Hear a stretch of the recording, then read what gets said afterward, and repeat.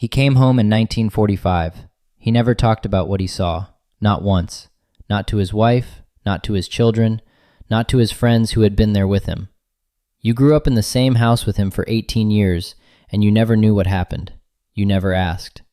This video is about why he never talked, and it is about why you never asked. Both of those things matter. By the end of this video, you will understand something about your father, or your grandfather, or your neighbor, or the quiet man at the end of the street who wore his old uniform to the 4th of July parade every year without saying a word, that nobody ever explained to you. The explanation is not what you expect. Hold that thought. We will come back to it. His name was Robert Leckie. He was 19 years old when he landed on Guadalcanal in August of 1942. He was a Marine. He spent the next 3 years fighting across the Pacific, Guadalcanal, Peleliu, Okinawa. He saw things that he spent the rest of his life trying to find words for. He was one of the rare ones. He wrote a memoir, published in 1957, called Helmet for My Pillow. In it, he described watching a Japanese soldier drown in a shell crater filled with water, unable to help, unable to look away. He described the smell of the dead after several days in tropical heat. He described the specific sound a bullet makes when it passes close enough to feel. He wrote all of this down. And then, according to his family, he never spoke about it again. The book existed. The man who wrote it did not discuss it. This is the paradox at the center of what we are trying to understand today. The men who came home from the Second World War, from Korea, from Vietnam, the men who had seen the worst things human beings do to each other, came home and built houses and raised families and went to work and watched television and took their children to baseball games. And they did not talk about what they had seen. Not most of them. Not the ones you knew. For decades we assumed we understood why. We assumed they did not talk because the memories were too painful. We assumed they did not talk because they wanted to protect their families from the horror. We assumed they did not talk because they had put it behind them and moved on. Every one of those assumptions was wrong. Or at least, every one of those assumptions was incomplete in ways that matter enormously. The real answer is stranger, more complicated, and more relevant to the way you live your life right now than you might expect. Stay with me.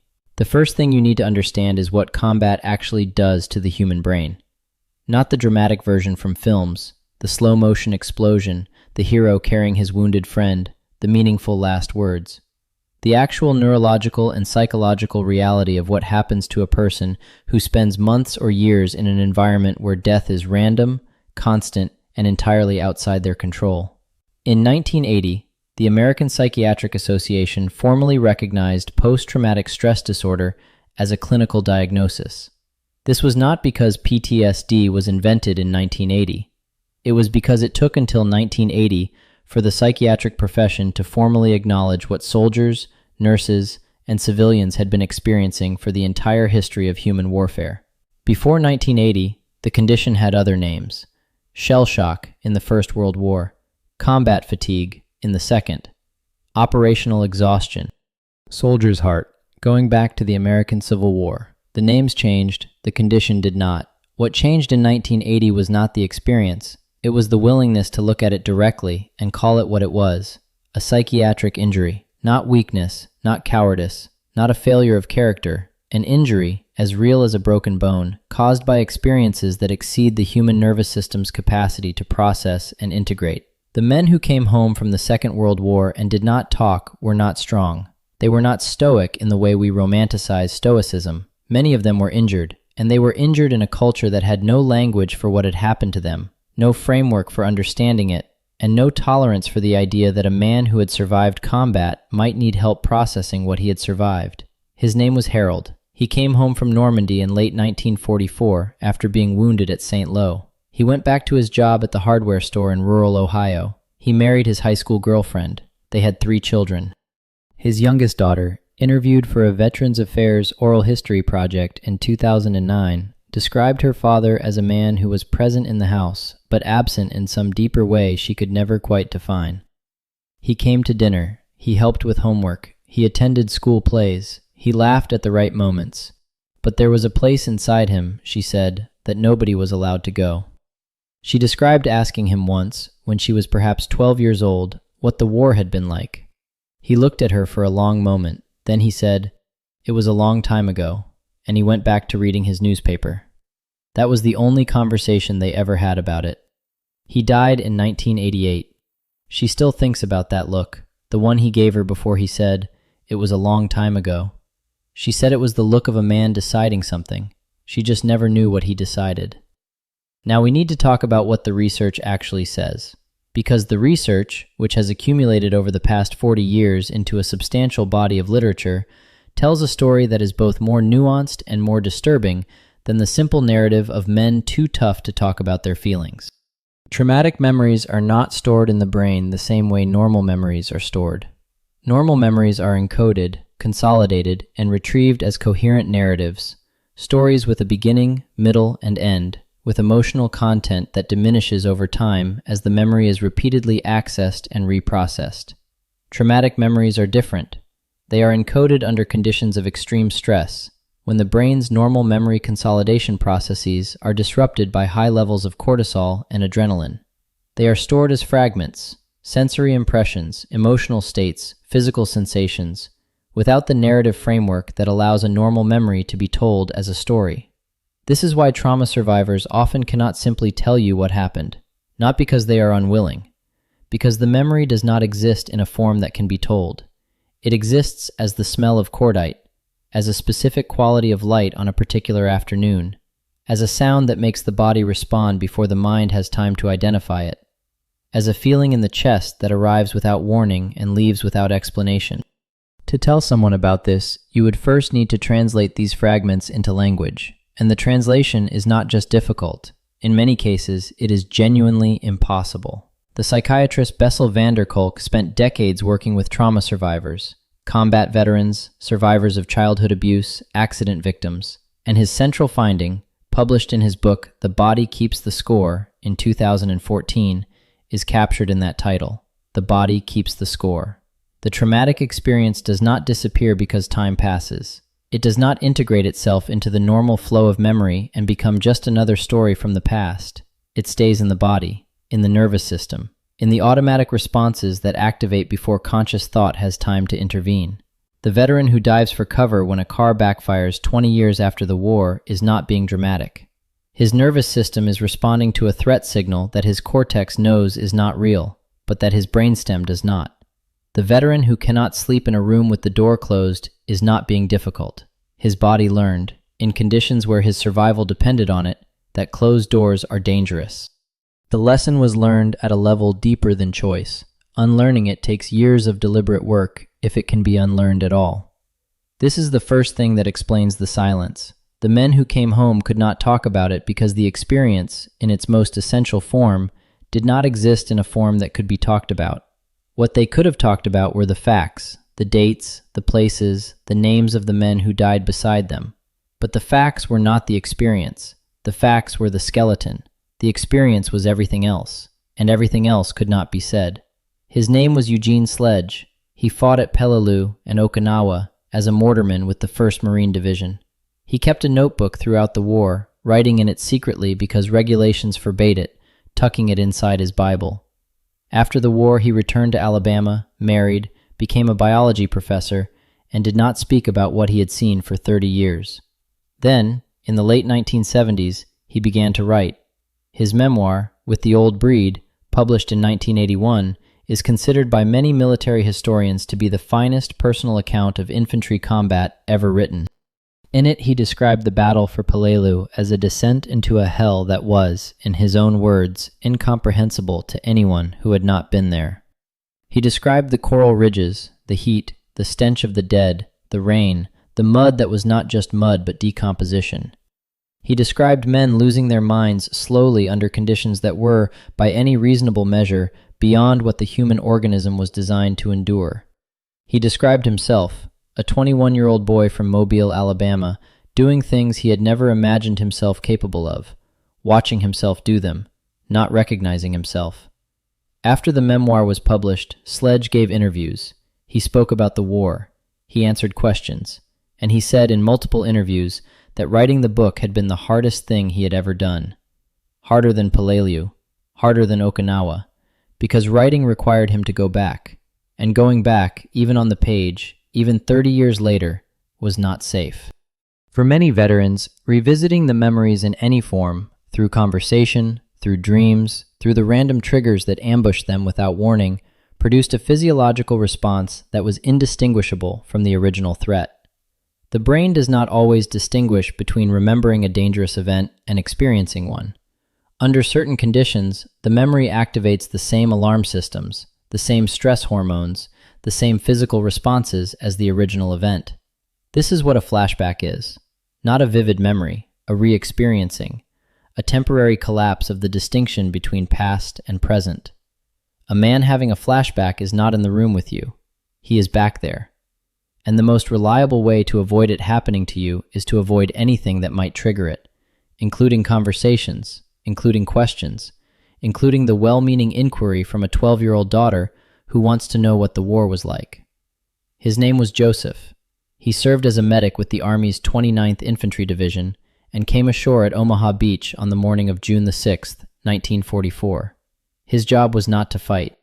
His job was to move toward the wounded under fire and keep them alive until they could be evacuated.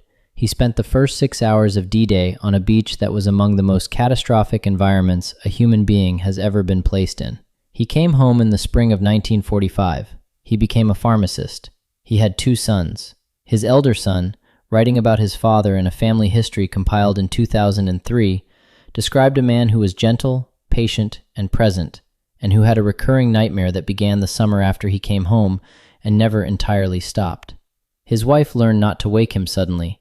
She learned to call his name from across the room first.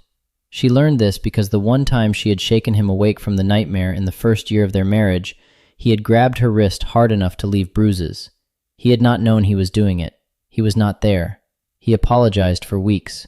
She forgave him immediately and entirely. She never spoke about it outside the marriage. He never spoke about it at all. His sons found out about the nightmare and the bruises only after both their parents had died, when they were going through their mother's papers. She had written it down in a journal she kept during the first year of the marriage. Just the facts. No blame, no self-pity. Just, last night Joseph had the dream again. I called his name from across the room first this time. That was better. Now we need to talk about something that most discussions of veterans in silence leave out entirely. We need to talk about shame. Not the shame of what happened to them, the shame of what they did. Combat is not clean. It is not the business of 2 opposing forces exchanging fire at respectful distances until one side surrenders. It is, at its most basic level, the business of killing other human beings. Human beings who, in many cases, the man doing the killing never wanted to think of as human beings, because thinking of them as human beings made the killing impossible, and the killing was necessary, and so a certain kind of deliberate dehumanization was required. When the war ended, the men who had performed this necessary dehumanization came home to a world that ran on exactly the opposite principle, a world where the humanity of other people was the foundational assumption. A world where their wives and children and neighbors were fully, visibly, undeniably human, in the way that the enemy had needed, for survival, to not be. The adjustment was not just psychological, it was moral. It required these men to reconcile 2 versions of themselves, the version that had done what needed to be done over there, and the version that was expected to be a husband, a father, a neighbor, a decent man, over here. Many of them never reconciled those 2 versions. They kept them separate. The man at home was real. What happened over there was something that had happened to someone else. Someone who no longer existed. Someone who could not be introduced to the children. His name was William Manchester. He was a Marine who fought in the Pacific and went on to become one of the most celebrated historians and biographers of the 20th century. He was a man who made his living with words, who was professionally comfortable with language, who had demonstrated, across a long career, the capacity to describe difficult things clearly and honestly. And he could not talk about what he had done in the war, not for decades. In his memoir, Goodbye Darkness, published in 1980, he described returning to the Pacific battlefields as an old man, trying to confront what he had buried. He described killing a Japanese sniper at close range at the age of 22. He described looking at the dead man afterward. He wrote, "I understood then for the first time why men who have been in combat are reluctant to discuss it. I saw the face of the man I had just killed, and I realized that I had loved him. That is what war does. That sentence has stayed with readers for 40 years, because it names something that almost nobody who has not been there understands.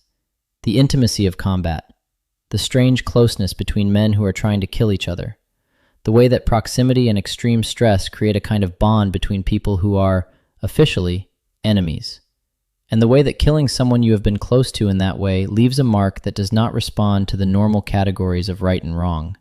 He was the enemy. Killing him was necessary. Killing him was the right thing to do, and it left a wound that did not heal. All of that can be true simultaneously. That is what the men could not explain. That is what they did not try to explain, because the explanation required the listener to hold too many contradictory things at once, and most listeners could not do that, had not earned the right to do that. Now we need to talk about you, the child, or the grandchild, or the neighbor, or the student who never asked, because the silence was not one-sided. The silence was a collaboration. The men did not talk, and the people around them, in most cases, did not ask. Not really. Not in the way that would have required a real answer. The generation that fought the Second World War came from a culture that already valued stoicism and self-reliance as masculine virtues. The culture did not have the language of emotional disclosure. The culture did not have the framework of trauma and recovery. The culture had pull yourself together and get on with it. And so the men who needed to talk were living in an environment that would have found such talk uncomfortable, inappropriate, and faintly unmanly. Most of the people around these men, wives, parents, children, friends, sensed, without being told, that there was something there that should not be touched. They felt it. The specific quality of silence that a person produces when they are not simply not talking, but actively not talking. The way certain questions produced a particular stillness. The nightmare you learned not to interrupt. The television program that had to be turned off. The car backfire that put him on the floor before either of you understood what had happened. The people who lived with these men learned the map of what could not be approached. They learned it the way you learn any important map, through experience, through mistake, through the gradual accumulation of knowledge about where the edges were. And having learned the map, they respected it, because they loved him, and because they sensed correctly that what was behind the silence was something their love could not fix, and so they left it alone. And the silence became a habit, and the habit became the relationship, and the relationship became the family. His name was Tom. He served with the British Army in Normandy and fought all the way to Germany. He came home to Yorkshire in 1945. He worked at the same factory for 37 years. He had a daughter named Margaret. Margaret, now in her 70s, was interviewed for a BBC oral history project in 2012. She said, "I knew my father loved me. I never doubted that for a moment. But I always felt there was more of him that he couldn't give. Like he'd left part of himself over there and never managed to bring it back." She paused. Then she said, "I used to wonder if he ever wished he could talk to me about it, if there were things he wanted to say. I'll never know now. He died in 1981, and we never had that conversation. I think I was afraid to ask. I think I was afraid of what it might do to him. And maybe I was afraid of what it might do to me. That last sentence is the one that matters. Maybe I was afraid of what it might do to me. The silence was not just his protection, it was yours. Knowing this does not make it easier, but it makes it more honest. And honesty, even when it comes late, has a value that cannot be replaced by anything else." Now we need to talk about the men who did talk, because there were some, not many, but some, and what they have to say about the experience of finally speaking, after years, after decades, after a lifetime of silence, is one of the most important parts of this story. His name was Audie Murphy. He was the most decorated American combat soldier of the Second World War. He received 33 medals, including the Medal of Honor. He was 21 years old when the war ended, and he came home with what we would now recognize as severe post-traumatic stress disorder. He slept with a loaded pistol under his pillow. He could not sleep in a room with the lights off. He had flashbacks. He had nightmares. He self-medicated with alcohol and prescription pills. He talked about it, publicly. In 1949, he wrote a memoir, To Hell and Back, that described his experience with a directness that was unusual for the era. He gave interviews. He spoke about his psychological state. He advocated, decades before the term existed, for what we would now call mental health support for veterans, and the response to his openness was instructive. Some veterans were grateful. They recognized themselves in what he described. They felt, for the first time, that someone had named what they were carrying. Others were not grateful. They were angry. They felt that he was exposing something that should have stayed private, that he was making the whole generation look weak, that he was betraying something. The stoicism, the silence, the keeping it to yourself, that they had been told was the mark of the men who had been there. The anger tells you something important. The silence was not just a symptom, it was a code, a moral code, a code that said, what happened over there stays over there, not because it was shameful, but because it was sacred. The men who had been there had shared something that could not be shared with anyone who had not been there. And talking about it with people who had not been there felt like a violation of that shared experience, like taking something that belonged to the dead and handing it to people who had no claim on it. His name was Lewis. He served in Korea in 1950 and 51 with the Army's 2nd Infantry Division. He was wounded twice. He came home to Georgia in the spring of 1951. He did not talk about Korea. He was still alive in 2015 when his granddaughter was doing a school project on the Korean War. She asked him if she could interview him. He said yes. She said it was the first time in her life he had agreed to talk about it. She was 20 years old. She had known him her entire life. She had never heard a single word about Korea. The interview lasted 3 hours. Afterward, she said, he seemed lighter, not healed, not fixed, but lighter, like something had shifted, like some weight that had been distributed so evenly across his life that he had stopped noticing it had, for a moment, been put down. He died the following year. She still has the recording. She has listened to it many times. She said, I wish we had done it 30 years ago. I wish I had known to ask. I wish someone had told me that asking was allowed. That is the sentence that opens something. I wish someone had told me that asking was allowed. Because for most of the children and grandchildren of these men, nobody told them that. Nobody said, you can ask. You can ask about what he saw. You can ask about what he did. You can ask about what it cost him. You might not get an answer. He might not be able to give you one. But the asking itself matters. The asking says, I see that something happened to you. I see that you carried something home. I see that the carrying changed you, and I want you to know that I see it, even if neither of us can find the words for what it was. The research on what happens when veterans finally talk is, in its way, as interesting as the research on why they do not. A study published in the Journal of Traumatic Stress in 2007 followed a group of Second World War veterans who participated in a structured narrative therapy program in their 80s and 90s. The average age of the participants was 83. The average time since their combat service was 60 years. They had been carrying what they carried for 6 decades. The researchers found, somewhat to their own surprise, that narrative therapy was effective even at this late stage. That the act of constructing a coherent narrative out of the fragments, of putting the sensory impressions and emotional states and physical memories into a sequence that could be told as a story, produced measurable reductions in PTSD symptoms even in men in their 80s and 90s. The brain retains some capacity for integration even after 60 years. The wound does not close, but it can be addressed, even very late, even when the person doing the addressing is 83 years old and has been carrying it since he was 22. This is important, because it means the silence was not inevitable. It was a product of circumstances, cultural, psychological, practical, that could have been different. That in some cases, with the right support, in the right context, with the right person asking, were different.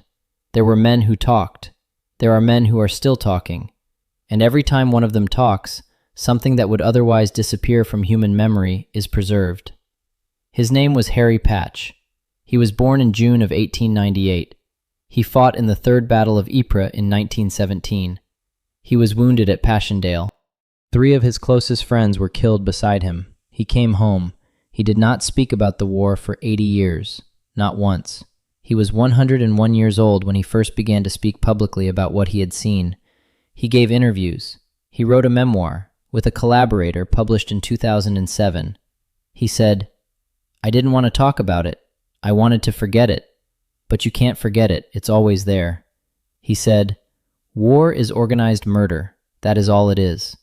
He said the names of his 3 friends who died, Corporal Hayward, who was 22, and 2 others whose names he still knew after 80 years, because some things do not leave, no matter how long ago they happened, or how hard you try to put them somewhere they cannot find you. He died in July of 2009. He was 111 years old. He was the last surviving combat veteran of the First World War. He had carried what he carried for 92 years. He talked about it for the last 8.